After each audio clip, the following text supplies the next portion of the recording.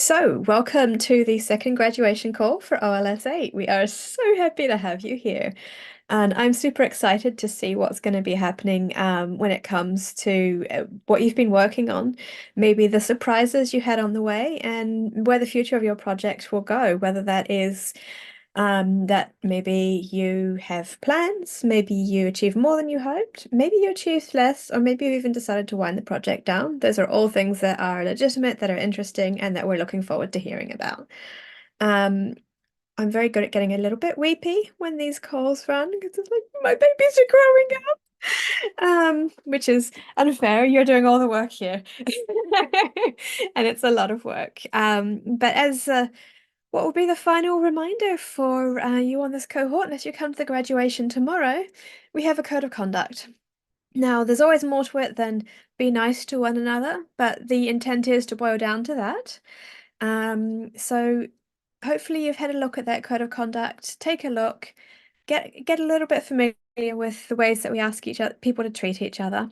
And if you feel like at any point you've either witnessed or experienced something that isn't in line with those behaviors, then you can report that by reaching out to anyone in OLS, the team leadership. And there's scenarios sometimes where it might even be that it's the leadership that you need to report. So it's okay to also reach out and report it to someone else within the leadership, or Paz or Taj or Irene also as well, and they can make sure that it gets passed on and handled. So if you are looking at the Etherpad at the moment, then line 25 shows the code of conduct, and just under that, there's email addresses for how to report any issues if they come up. Hopefully they won't, but better to have covered it and have nothing than the other way around. I can see that there's been a bunch of people who have signed in on the Etherpad to say that you are here as an individual, and beautiful colors coming up as well.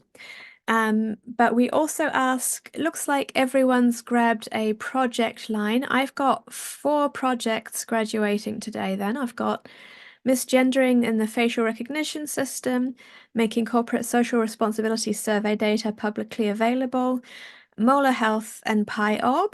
If you are planning to graduate today and you didn't hear your project in that list, please go to line 104 and add your project so that we make sure that we have a place to add links and ask questions as we're going. Yes, and we live stream this on YouTube so that mentors can watch, so that your boss, so that your aunt, so that your granddad can watch if they want to, maybe your best friend, and say, hey, I know that person. They're pretty cool. Has anything else you want me to cover, or shall I pass this back to you? No, I think you said a lot. I mean, a lot more than the code of conduct, which is good. No, I mean, you explained it. Yeah, anyways. So we're gonna go with the first project that got first spot or place. And that is in line 56. And it has an awesome name, the Invisible Society Misgendering in Facial Recognition System. I would read anything that starts with the Invisible Society. So who is going to be presenting? Hi, that's me. Can I share my screen? Yes, please. Go ahead. Okay.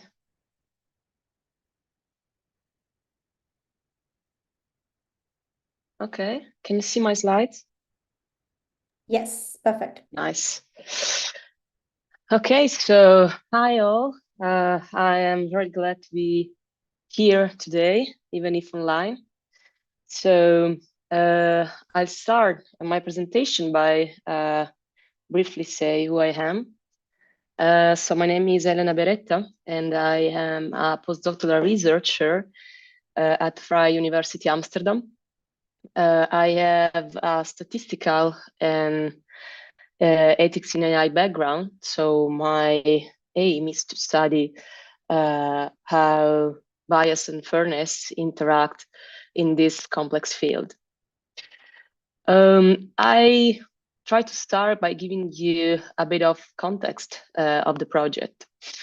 So the computational power and data availability of large-scale data that often regarding human behavior is profoundly changing the world in which we live. So the automated flow and analysis of this type of data offers an unprecedented opportunity for actors in both public and private sectors to observe human behaviors for a large variety of purposes. For example, to provide insight to policymakers, to build personalized services like automated recommendations on online purchases, to optimize business value chains, and to automate decisions. So automated decisions are nowadays widely spread in a variety of domains, for example, in search engines, in analyzing products, in recommending cultural contents, and finally, in deciding on several aspects of people's lives. So when data are used to actually drive decisions, the decisions are not suddenly neutral, objective, or right. Rather, they are vulnerable to inherit many of the same kinds of biases that without they could eliminate.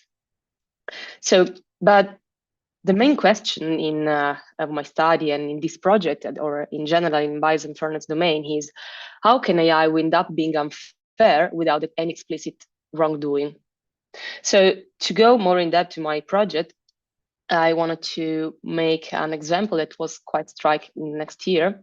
So this is the case of Google Vision AI, the Google image labeling tool that have been found to unjustified discriminate against people in the context of COVID. So this tool produced different results depending on skin color. So it correctly labeled the image as electronic device with a hand holding a thermometer if there was a white person in it, while has gun if there was a black person holding the electronic device. So the problem is that face recognition technologies, computer vision technologies, as the majority of AI technology used a pool of data that we produced and that is not always under our control. But the other fact is that the data that are used to feed the systems are not always inclusive or that foster, for example, diversity. And that's why I started the project with colleagues that here at my university. And the project is about how we can foster an unbiased field for face recognition and face analysis in the context of inclusiveness communities. So the problem is that these systems are always based on some binary gender normatives, and they exclude kind of population. So the motivation for starting this program were different. But I tried to give you insight of the project before starting the program. So the problem is that the data that feed computer vision system, especially face recognition, always used biometric facts, right? For example, eyebrows, the eyes, nose, so the distance. And these are statistical mathematical facts that computer vision tries to, with which computer vision tries to, for example, predict gender or infer something that is actually not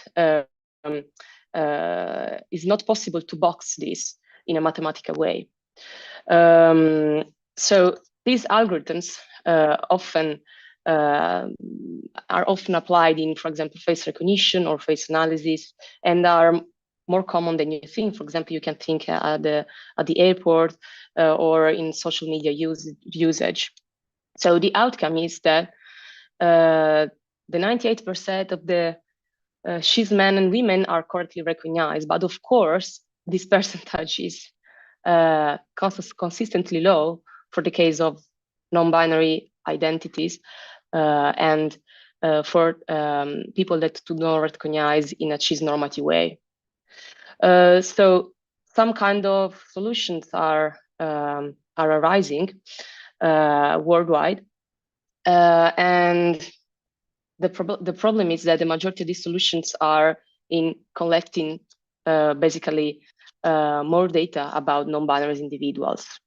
So what we try to do in this project is to start an online survey to understand how people feel of being, for example, covertly recognized or misrecognized and misgendered by face recognition systems and by these kind of computer vision systems. During the OLS program, what we try to do is actually to open this project to communities. So what this project lacked before the participation to the program was the openness to, for example, non-binary community here in Amsterdam, for example. So we try to identify stakeholders to collaborate with. We tried to form new partnership, and this actually was a success because I found different colleagues I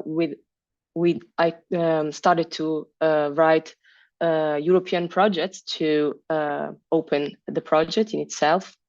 And we started to design the project in a different way. So instead of having an online survey, we set the project in a participatory AI setting. And the aim was, and it actually is, to foster a discussion and reasoning about impact within the civil society, involving different stakeholders and to build more fair and inclusive AI in this open way. So there are plenty of stuff that I have learned during this program.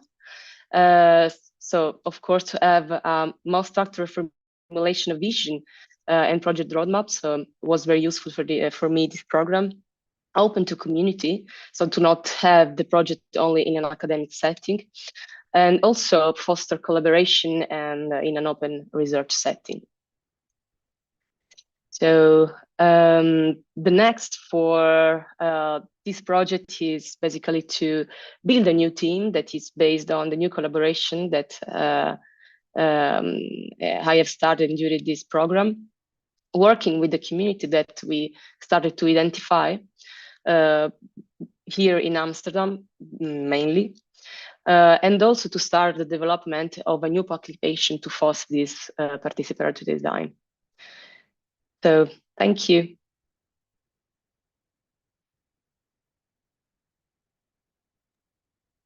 Thank you, Elena. Applause, virtual ones for her the project and the graphics and the colors, and someone noticed that, and I totally agree. Very nice look. Given the time, we will skip the live questions for you, but please, people, do ask things and comment things, and if we have time at the end, we will revisit these questions and comments. Okay. Okay, I think we can go to next. Thanks. Presentation. Thank you, Elena. And yeah, let's go. Let's take the time and use the time. Number 2, making corporate social responsibility survey data publicly available and accessible. Please share your screen. Yes.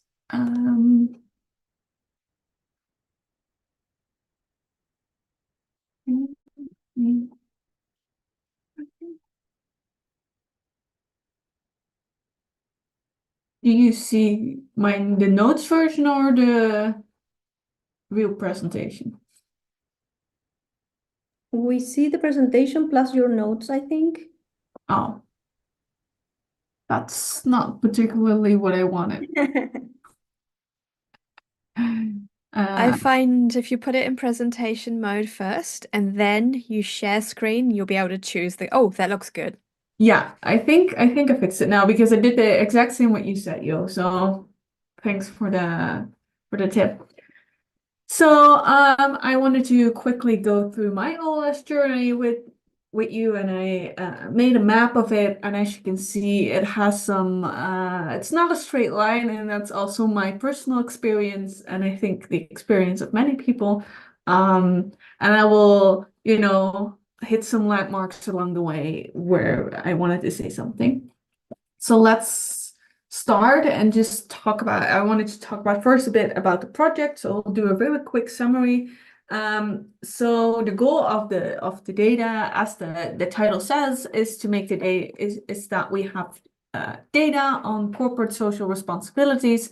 It's a survey filled in by corporations, and we wanted to make these data publicly available.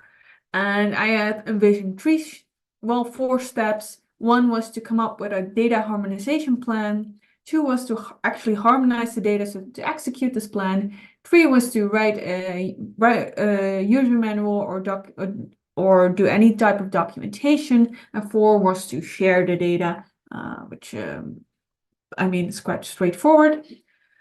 So this started quite straightforward, but as you could see, the line was not very straightforward in that sense. So I first want to talk a bit about the community perspective, because that was one of the first things I think I picked up by just attending a lot of cohort calls. And especially in the beginning, I attended many. And I noticed that there were quite some talks and like very inspiring talks by people who talked about how can you involve the community, how can you design your project in a way that the community can be involved, and that the project is accessible for different types of people. And that really inspired me, and I think Elena also touched a bit on this, where I saw my project a lot as ascending, so that I would just send the data into the world, and if people wanted to use it, they could, but not really as a conversation in that sense. And I thought a bit more about how to involve users, and I still really want that, even though I've not found yet a perfect solution. So at this point, I'm thinking more of a mailing list, at least some sort of updating version but I do want to design something where we can be in contact with possible users or past users, or we can at least, have some sort of community involvement. So after that, I moved on to also learning new skills. I learned the biggest thing I think I learned were the basics and the logic of GitHub, which I could really relate to my work as doing some data management, because when I started that job, I realized that even though some things are very logical if you've been working on it for a very long time, but if you're new there, it can be difficult to get into, and that's not anyone's fault, because at some point you just don't see it anymore. But learning GitHub made me realize, okay, but this is what you need to keep doing, and you need to keep documented. This is what we do here, and this is what we do then. And I mean, you can figure it out. A lot of smart people can figure it out by looking at the documents, but you want to keep that. Joining a project, whether that's like professionally or just as a hobby or as a user, you want to keep that as low threshold as possible. Then we moved on to some personal development, which actually means personal struggles. And I struggled mainly to save some time for the project. I noticed that I had saved a specific time slot in my agenda for that, but I also noticed that sometimes I would, use that for other work tasks if I was very busy, and I would just sometimes skip it over too easy. And I discussed this at length with my mentors, because they really advised me on this specifically, on how to make this work. So I learned to sometimes do a bit better prioritizing, which is a skill I need to learn. But I've also learned to accept that sometimes life just catches up. It's also a bit of learning a new prioritizing better, but also accepting that sometimes it's just the way it is. So we now are at the end of the OLS journey, at least for now. I have a harmonization plan. I'm working with a research assistant on harmonization. It is not completed but we have started. I have a basic structure for the user manual, and I hope to finish all of this in the future and to share a first version with an academic and non-academic audience. But I'm also gonna want to be realistic. My other work projects in the coming months will be very busy and demanding, so I'm trying also not to make the stakes too high or for myself, so that it still is realistic and fun to work at, and that I'm not just stressed about a thing that has no real deadline. And it's also okay if it is finished in summer instead of spring. And yeah, that's where I want to end the presentation and the journey for now. Thank you all for your attention.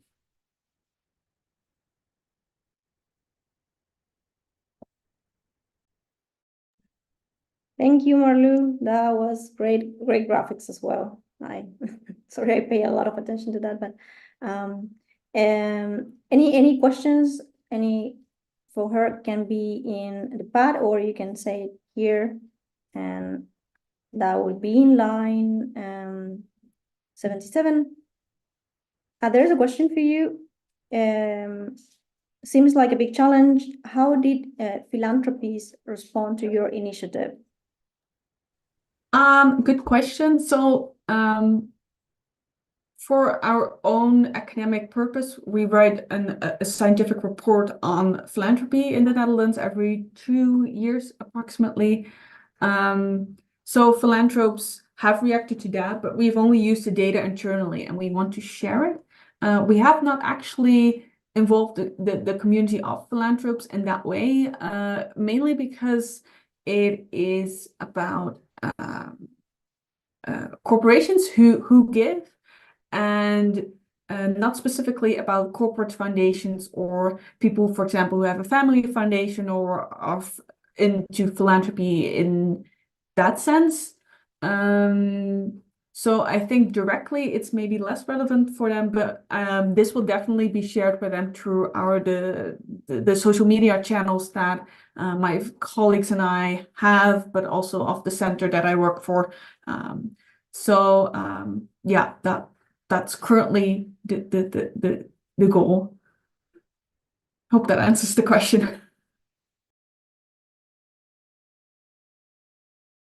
It does, I guess. Okay, if there are no more questions, we can move to the next presentation. Again, if there are more questions, you can put it in the pad and we can go back to them at the end. Okay, next one is molar health, line 81. Please take the screen.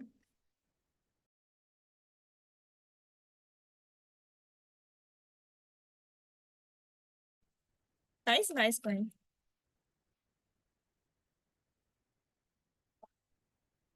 Can you see my screen? It shows not in the presenter mode. Oh,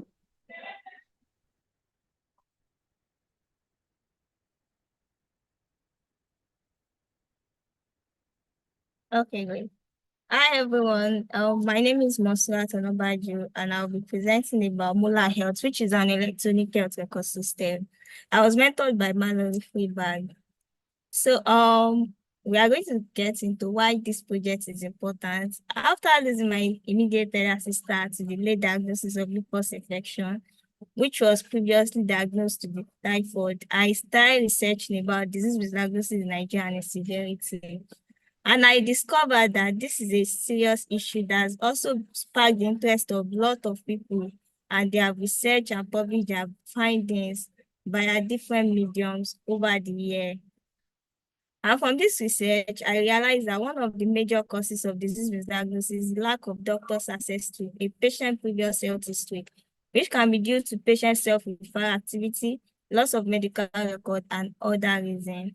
And for our solution, I decided to develop an open source electronic health record application, which is called Mula Health, that will enable individuals and doctors to track, update, and share comprehensive health records seamlessly. It will also enable doctors who do not know a patient's previous health history to have access to the patient health history in real time.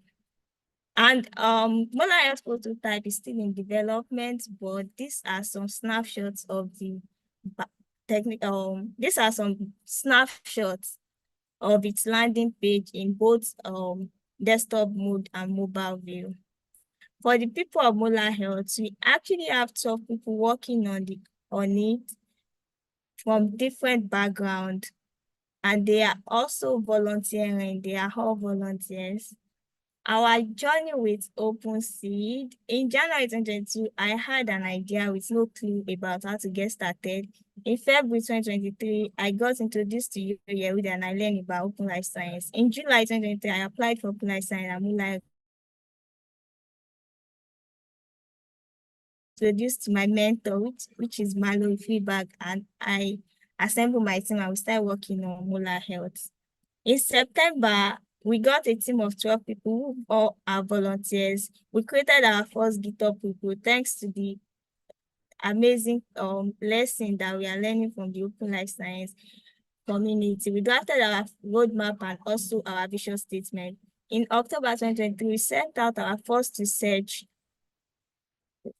survey for our research. We identified existing electronic health record solution and did. With that in mind, we drafted features for our first minimum viable product.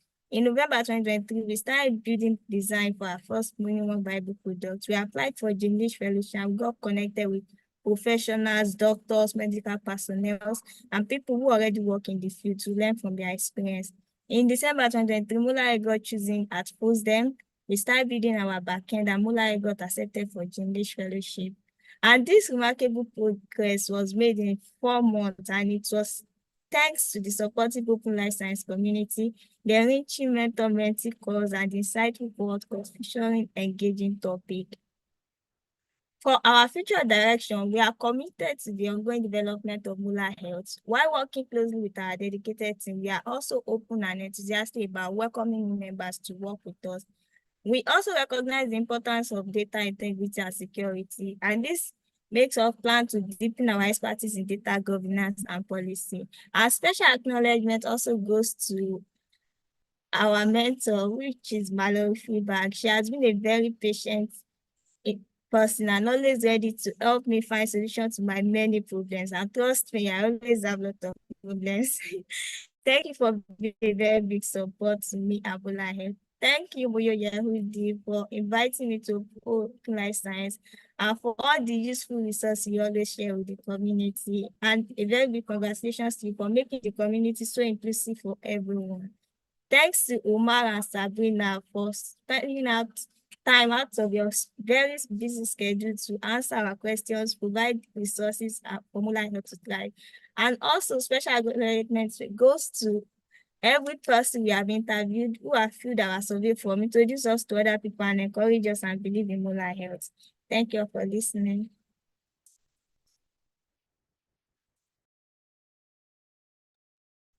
Thank you, Navajo. Fantastic journey and very well explained in the slides. People, line 89. Let's see if there are any questions. Does anyone want to make a question directly to Navajo? No?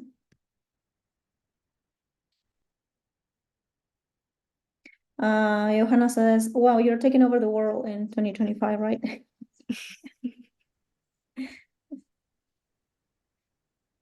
Let's see. Well, there's one question in the pad that is, how has the public sector reacted? Have you had any talks with public sector officials?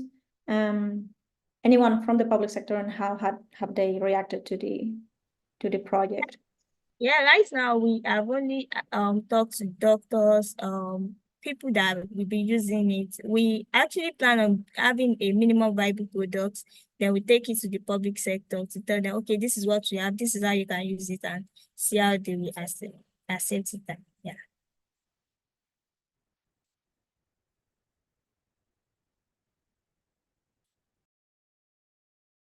Okay, again, if there are more questions, put them in the pad and we can go back to that at the end.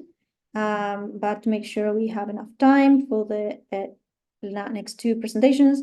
So in line 97, we have PyOrb.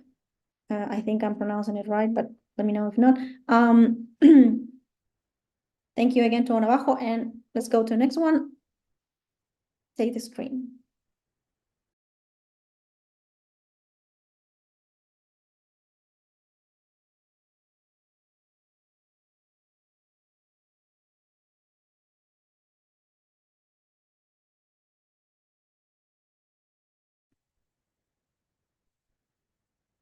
Okay, yes. So the pronunciation was great. Thanks. Wait.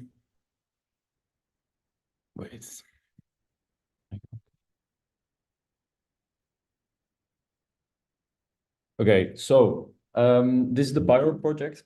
And so to describe the premise of our project, I think we first have to run through a small chemistry lesson. So this is a picture taken from a friend of mine who calls himself a chem influencer. And it is a slightly complicated chemistry setup. There's a lot going on and there's a lot to get distracted by. But the only actual important thing is happening in this round bottom flask at the bottom. The chemists that put everything in, they know everything about the environment and what's in the mixture itself, but for the rest, it's black box. They don't know what's happening. They don't know what's the driving force, what the time scale is, and then if it is actually environmentally friendly. So this is where computational chemistry comes in. And based on our models, we try to approach and predict the reactivity and gain a deeper insight into chemical systems. So let's say we want to study the bonding mechanism for this specific system. We would first cut the system into two parts, and we end up with two fragments like this. So for these fragments, we determine then the fragment orbitals, which is the space where electrons could be located. So that's here.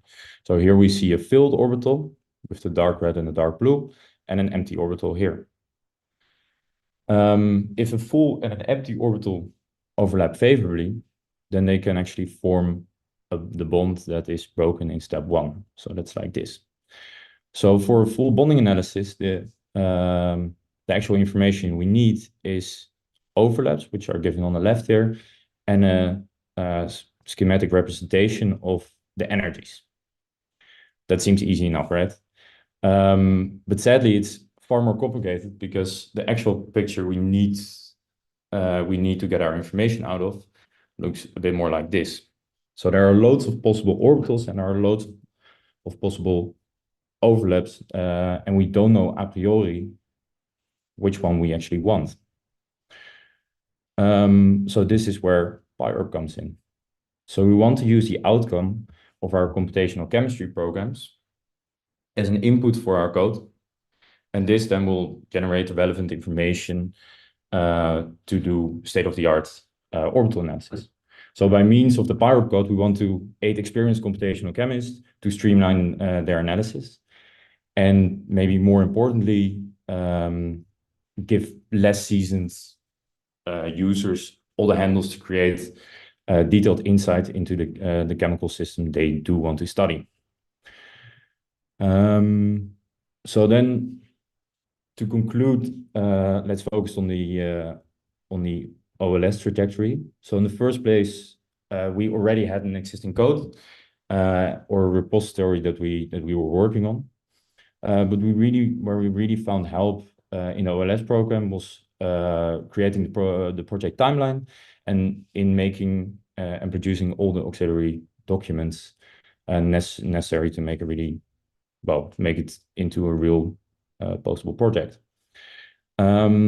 And then other than that, we have the bi-weekly meetings with our mentor. So that's Nadine shown here. It was really helpful to have a pair of external eyes looking at our projects. And she really presented us with really insightful resources. So now really to conclude, I want to thank everybody that collaborated on this project. So we have the current team in our research group, and then the previous collaborated from whom we took over the project. So thank you very much.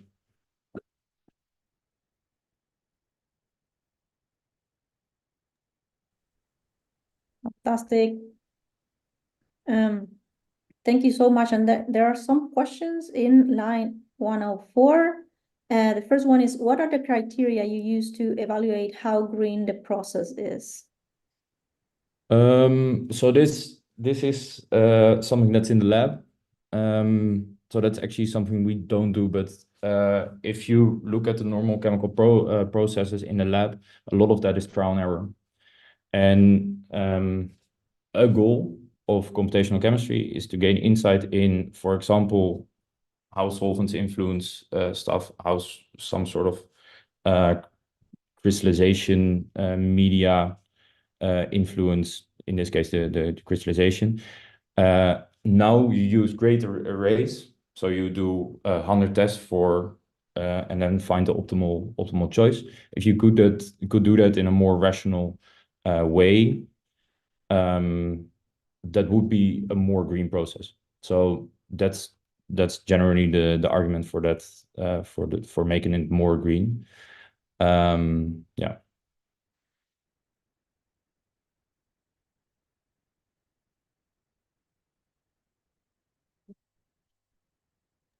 And actually, I have one question.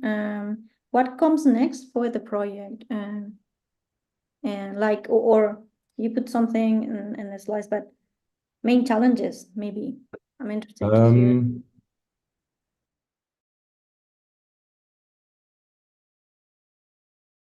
So we have a quite good working code for the ADF program we use as our own computational tool. But there are quite some other programs out there that do similar tasks. But well, we haven't included that in the whole pipeline. So it would be great to be able to use other computational chemistry tools as the output of those two as an input for our code.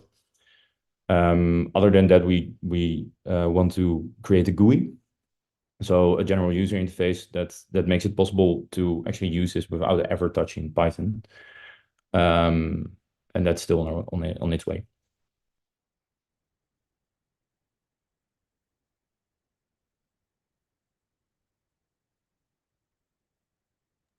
Okay, sorry about the dog if you hear it.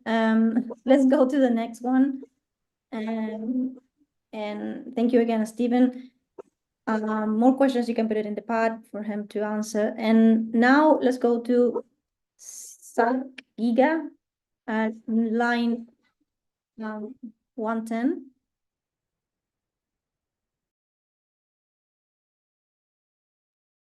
Hello, everybody. I guess you can see my slides, but if not, just let me know. Okay, my name is Adonis. I will present you the project Giga and creating a Giga Psychology project. This is the group that we worked on this project, where we are a PhD and postdoc from 2 institutions in the Netherlands. The group is comprised by me, by Bo Wong, and by Vasiliki Kendru. And we also had 3 fantastic mentors in this project: Patricia Lotto, who I also saw on the Zoom here today, Jessica Formoso, and Irene Vazano. The main idea for this project was to develop an open repository with survey data in the area of psychology from panels that offer a unique ID.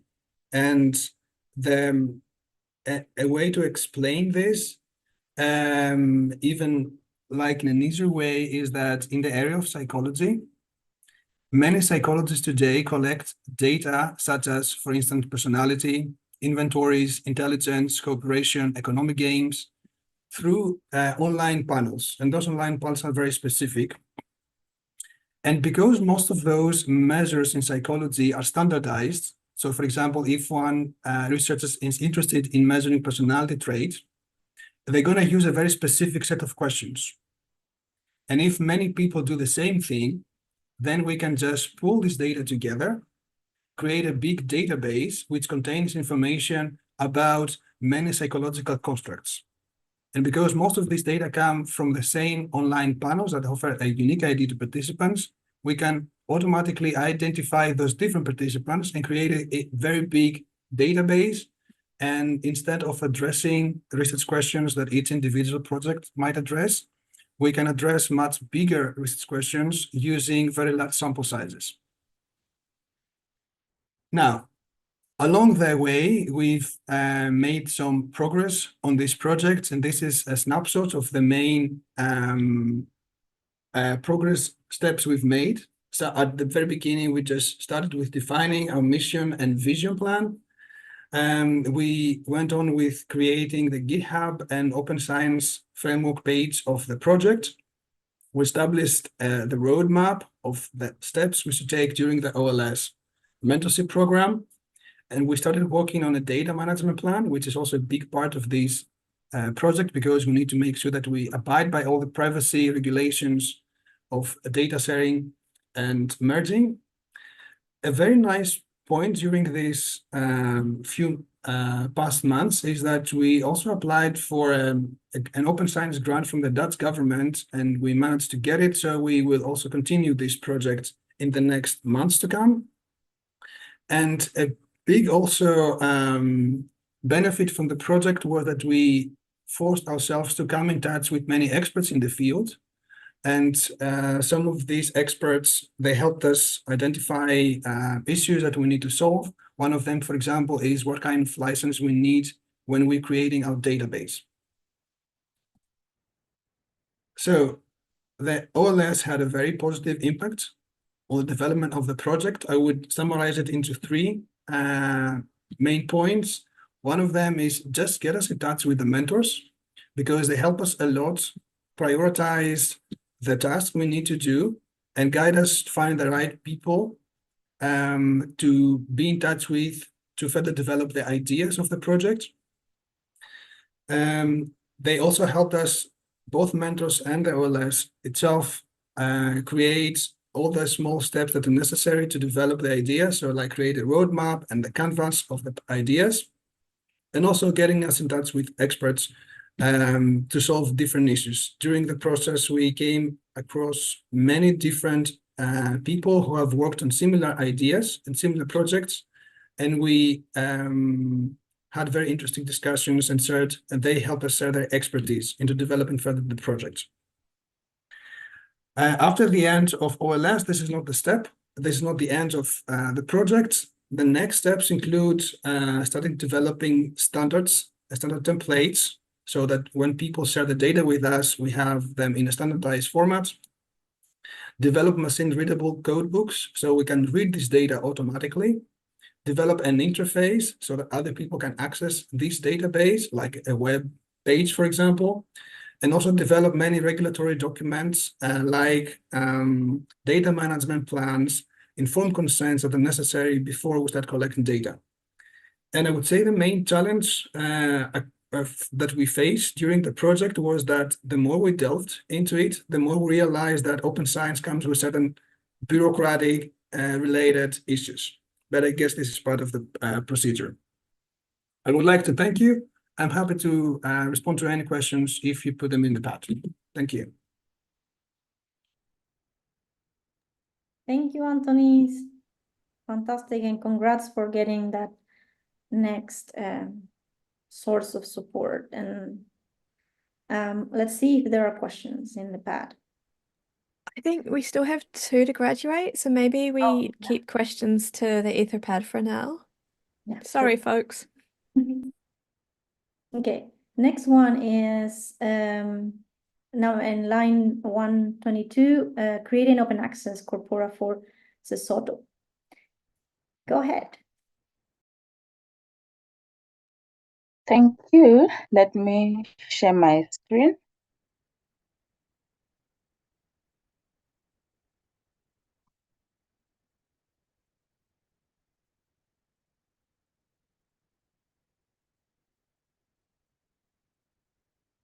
Hello, everyone. Perfect. Thank you. I love the thumbs up. My name is Masibidi Sitaka, and I was mentored by Riva Kuroka, and my project is on creating open access corpora for Sesotho. So professionally, I am a Sesotho lexicographer and linguist, and also working in digital humanities. And Sesotho is one of the languages that are one of the 11 official languages, 12 official languages in the country, including sign language. So we just got received mandate for the 12th one recently this year. So I would like to talk about my project, which is very close to my heart as it's about my language, Sesotho. So Africa is home to more than 2,000. Let me open my screen. Apologies for that. I had closed it for bandwidth purposes.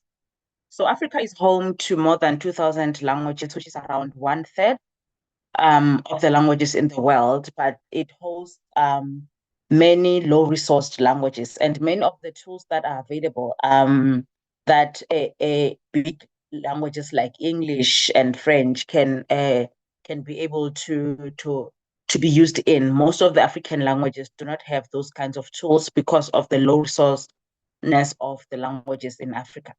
So Sesotho is basically one of those languages, and the aim of this project is actually to build open access corpora that will allow not just me but other stakeholders as well to work on the project. So another idea is also to create open access frequency lists so that we can be able to see actual language usage within the scope of Sesotho. And most importantly, to add to the already available corpora that is available at the South African Center for Digital Language Resources, where I work. So we have a repository here at SADILA, and everyone who has some kind of corpora or data sets, they're able to let us host those data sets for them. Okay.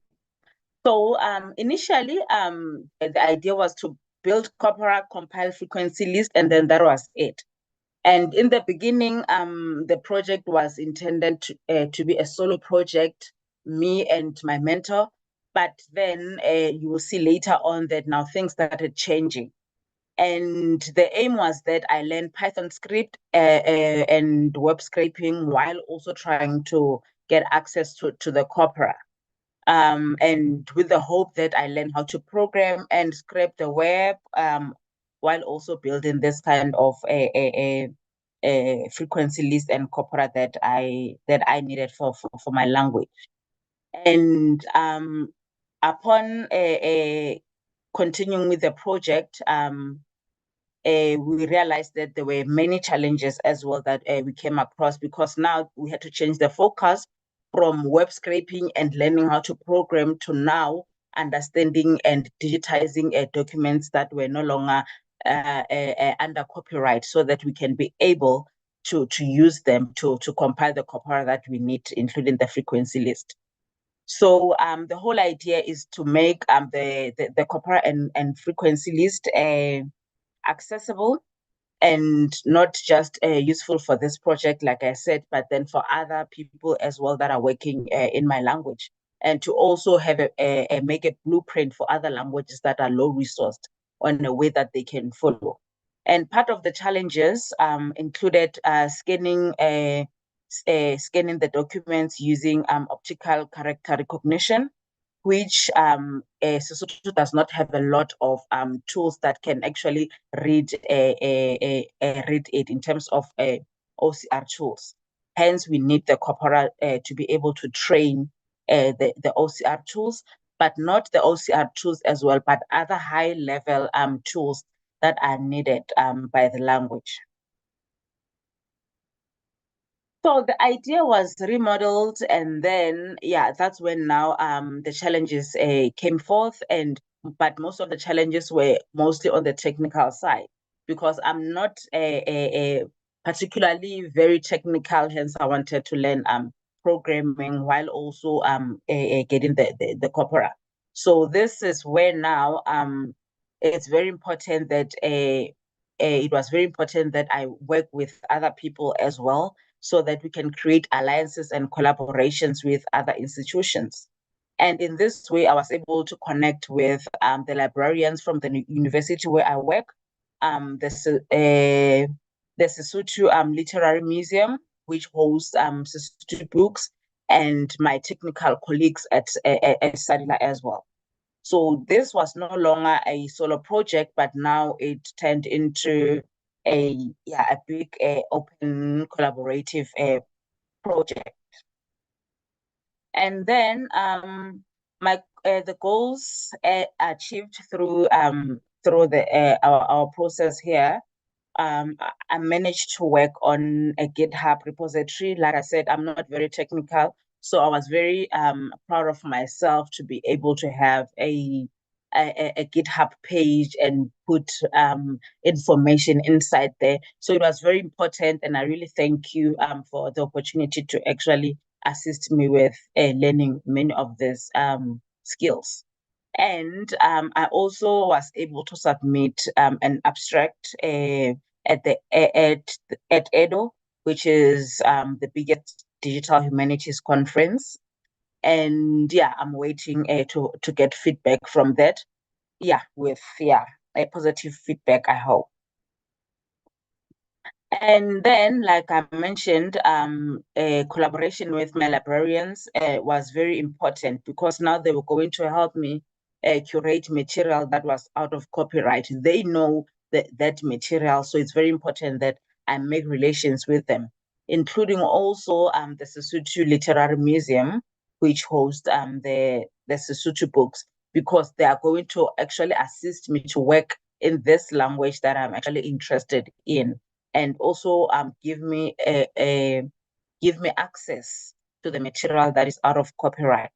And lastly, SADILA, and this is where now we have a repository. We also have corpora as well. So all that I'll be doing, I'll be adding to that. And next steps, I plan to continue compiling the corpora and creating the frequency list, and also continue with the OCR tools project that I already came up with during this process. And to collaborate with, I would like to collaborate with like-minded people, and also be in touch with the OLS community.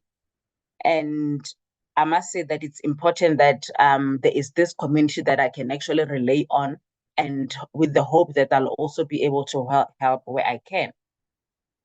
And I would like to mention and special people and acknowledge them, the OLS team. Thank you so much for this opportunity. Thank you for choosing my name to be part of this a great initiative.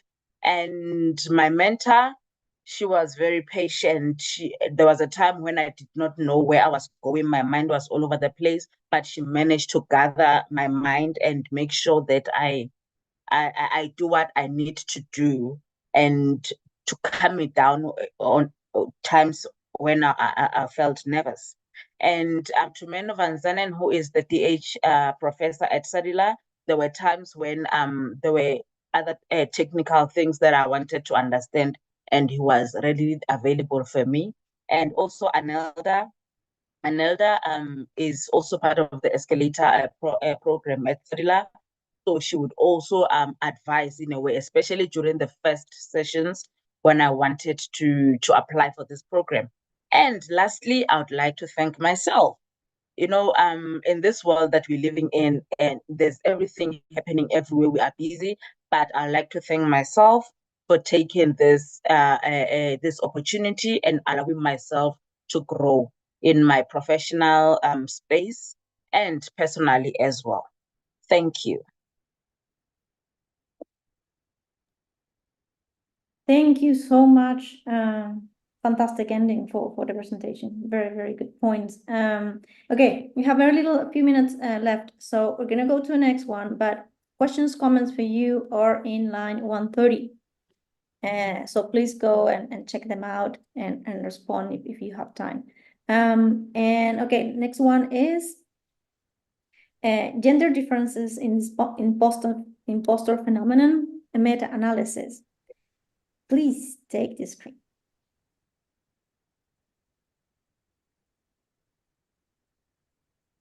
Okay.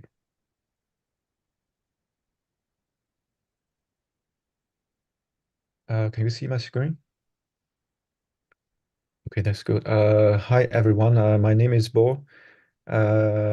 Together with Sana, Yasak, and Wendy, and Kat and Reynolds, we are a group of psychologists from Vrije University, Amsterdam. And our project is about the gender differences in the imposter phenomenon and meta-analysis. Imposter phenomenon is a psychological phenomenon. It means that when someone thinks that people around him or her overestimate his or her capability, but at the same time, there is objective indicators of his or her competence, for example, PhD degree or professional or career success. Then we see that these people is suffering from the imposter phenomenon. And the theory suggests that women should report higher level of imposter phenomenon than men. But empirical evidence is inconsistent, so we want to use the meta-analysis to summarize previous research to see whether there is such gender differences and what factors can affect the size of the gender differences. And because we are psychologists and there is so-called replication crisis in our area, and many researchers has proposed different solutions to solve this issue. One of the solutions is to fully engage in open science, but it is often advised but not practiced, especially when we see the meta-analysis. If we want to do a meta-analysis, we have to do a literature search, and we have to recruit coders to spend hundreds of hours to code articles, and then we do analysis. And this process is usually very time and resource consuming.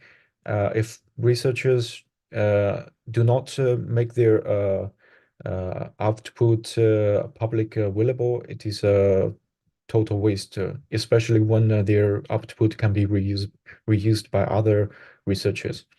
So that's why we want to engage in the open science when doing our project.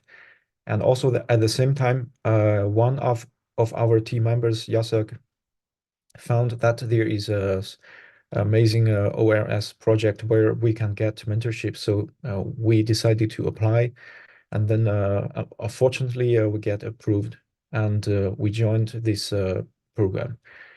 And then after joining the program, we discussed our project with our mentors, and also together with some guidelines in the area of psychology and also meta-analysis, we decided to create two repositories.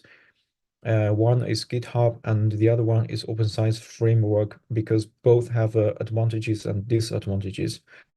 And what we do is, for example, this is a screenshot of Open Science Framework repository.